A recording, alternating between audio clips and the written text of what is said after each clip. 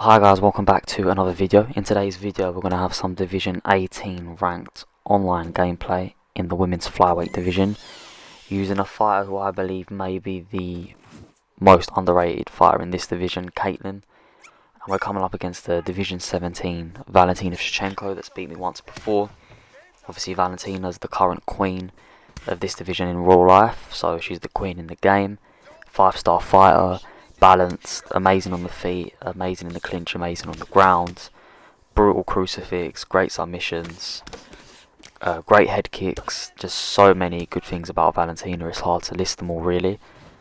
And I'm using Katlyn, and a lot of people will not know how good Katlyn is, but I'm hoping that this video can showcase to you how underrated, how skilled, and just overall an elite fighter Katlyn is. So she is listed as a boxer, however I'd say that due to the arsenal of kicks she has, she could easily be used as a kickboxer, which is what I intend on doing, and you'll see throughout the gameplay that's exactly what I implement whenever I'm at the distance, because she is a tall fighter, she is rangy, she is big for the division, as you can see.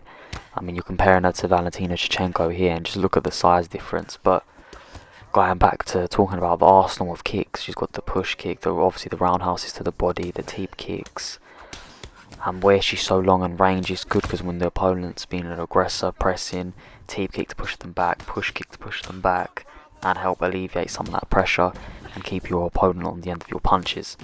And getting into the boxing, boxing is very, very crisp. You can throw several good combinations and you can really feel the power when you throw. One thing to utilise is definitely the knees to the body, because you'll see throughout this gameplay that really zaps my opponent's stamina. Off the top of my head I can't remember some of the perks she has.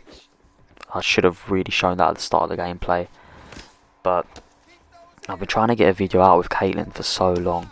It's just that every fight I've had that I've won, my opponent wasn't of the best level, so I didn't really want to upload the gameplay and then have you guys watch me beat someone that clearly isn't the best player, and then me go on about how good Katlyn is, because to me that just doesn't make sense. So this gameplay here is obviously against a high level opponent. Division below me, beat me before, therefore I thought this would be a good time to showcase Katlyn. And in the first round it's been fairly even. I'd say I've had the better of the strikes, denied the takedown attempts. I think there's been 3 so far. My opponent, I've also noticed, is liking to clinch. Obviously the clinch is a good tool to use, push me towards the cage, take me down, or just take me down in general. It's another way to get the fight on the floor, which my opponent is keen on doing, and of course that does make sense, knowing that my opponent's using Valentina Shevchenko and Katlyn is more of a stand-up orientated fighter. Taking the fight to the ground would be my opponent's best bet in order to win the fight. But like I said, fairly successful first round, done a good job of maintaining distance here and there. Could be doing a better job because my opponent is getting in the pocket and is clinching. But coming into round 2, we need to focus on the positives. The positives is we've picked up on a couple of tendencies, and that my stamina overall is in a great position. And stamina is such an important part in the game that I feel a lot of people sleep on. And the reason I say it's so important, especially in a 5-round fight, is of course in the later rounds, especially when using a stand-up fighter, there's 2 things that I look at. Is that if my stamina's low and my opponent gets me on the ground, I'm prone to a submission. And if my stamina's low and it's on the feet and I'm using a stand-up fighter, I won't be able to throw as many combinations as I'd like, which will limit me finishing the fight potentially. It could result in me losing it. Hence why when I'm in a 5-round fight and I'm using a striker, I try really watch my stamina and I really work my opponent's body. And as you can see throughout this fight, I will attack my opponent's body with knees, with 1-2s to the body, roundhouses to the body, as my opponent goes for a takedown there, which we deny. And there's the push kick. That's a very, very good tool to use. You can see I'm mixing in the leg kicks now, and I sometimes, as you will see throughout the gameplay, I throw a lot of lead leg strikes. The reason for this is it consumes less stamina. I think it does less damage also, so it's like a catch-22, but it consumes less stamina. As you can see there, as I was talking about earlier in the first round, that Valentina's head kicks are really good. My opponent catches me with a beautiful head kick, which rocks me and then rips me to the body. But fortunately enough, it wasn't a knockdown, and it's not the end of the world because, as you can see, my head health's in quite a good position. So there's no reason for me to panic right now. As long as the fight stays on the feet, I should be more than fine. I'm feeling very confident. And even if the fight does go to the ground, Katlyn's well versed on the ground. It's not like you're going to go on the ground and she doesn't have anything. She can hold her own, especially if you're good on the ground also. So right now I just want to limit the damage I'm getting out of this round, and I want to keep my stamina in a fairly good position. As you can see, the teep kicks landing, the push kicks landing. I'm doing this just to annoy my opponent. My opponent obviously does not have the reach advantage. My opponent is the smaller fighter, so I need to make my opponent feel like he's the smaller fighter in there. And we're doing a decent job here with the head movement as well. We're getting walked down, but a good job there swaying out of the clinch attempt, which I could see coming. And whenever you're fighting against someone that wants to wrestle, you really need to control the centre of the cage, because you don't want them pushing you back towards it, take your back and then take you down. And that combination there was so beautiful. The lead leg kick into the knee, I think it was.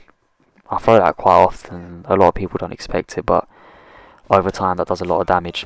And one thing you'll have noticed is that I've done a good job maintaining distance in terms of my opponent's probably gone for about 3 takedowns now, where my opponent didn't even get close to my legs, so I didn't even have time to get the animation.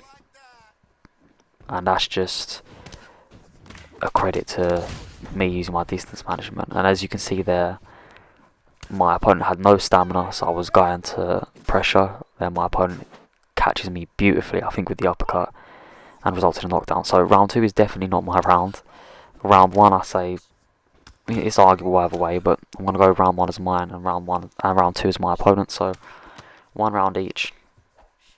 As you can see, head damage though, I haven't taken too much, and I know my opponent's body is not in a great place, or right leg I believe it is, and that's giving me confidence going into the 3rd round, because of course there's still right now 3 rounds to work with, and my opponent's body is already in a negative way, so my opponent's stamina level isn't going to be in a great position. I know this, and this is something that I can look to capitalise on, so I'm going to keep looking to work the body and drain that stamina a bit more, and I'm going to keep looking to attack the legs by stuffing the takedown attempts also. My opponent's stamina is just going to go further down, and it's just going to benefit me in the long run. So I'm really looking to drag this fight into the championship rounds and really look to hurt my opponent, and these knees are such a crucial aspect when using Katlyn. I try to throw them as often as I can, and you can see my opponent is constantly just low blocking now. If you look at my opponent's animation, constantly holding the low block because my opponent's taken a lot of damage to the body. And this is some of the signs you have to look for while fighting. Is your opponent constantly blocking the head? Is he constantly blocking the body or legs? And it will just show you where the glaring weakness is for the opponent, and right now the body work is paying dividends. And my opponent's having more of a difficult time getting into this range, and as you can see, going for a takedown again, gets denied. And mentally this must be draining for my opponent, knowing that, you know, trying to go for these takedown attempts, can't get it. I get the takedown there, and that was again just to frustrate my opponent as a way to say, look, you can't get the takedown, but I'm going to take you down there. I'm not going to get on top because that's a dangerous game when I'm doing fairly well on the feet. I'm just going to look to stay here and continue picking you apart from the outside. And my opponent's block's starting to break a bit easier now. I can feel it when I'm throwing these punches. Another knee lands there, and my opponent's throwing these big attacks from the outside just to try to do some sort of damage and close that distance. Obviously throwing the teep kick, you lunge forward so it covers a bit more ground, but my opponent went to change stance there, realised that the leg health on the other leg wasn't great. I couldn't afford to do so. Right now the roles are really reversed in the sense that I'm being more of the aggressor. Obviously my opponent had a big round 2, therefore I did need to win this round, which is why I'm being a bit more aggressive. And when my opponent's getting me in the clinch, he's doing a fairly good job of doing some damage. So that's one thing that I need to take note of. Katlyn in the clinch is also actually very good. Once you get your opponent in the clinch, got good knees, as has been showcased throughout this gameplay. And finally, my opponent does end up taking me down, and we get up straight away anyway. The control time wouldn't have been too great. I take down a piece, 28 seconds of control time. I think most of that came from the clinch attempts, because obviously whenever you clinch someone, that results in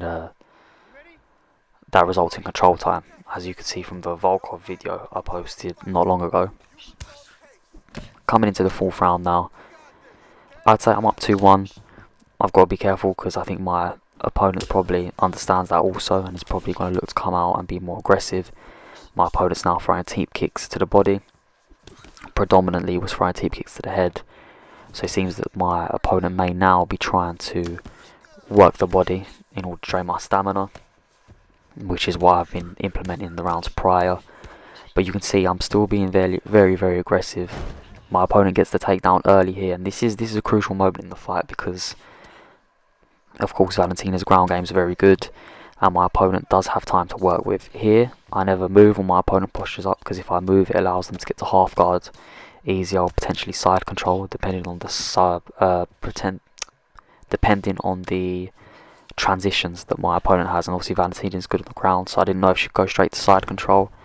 And being in side control, Valentina, you know, it's it's not the best thing to do.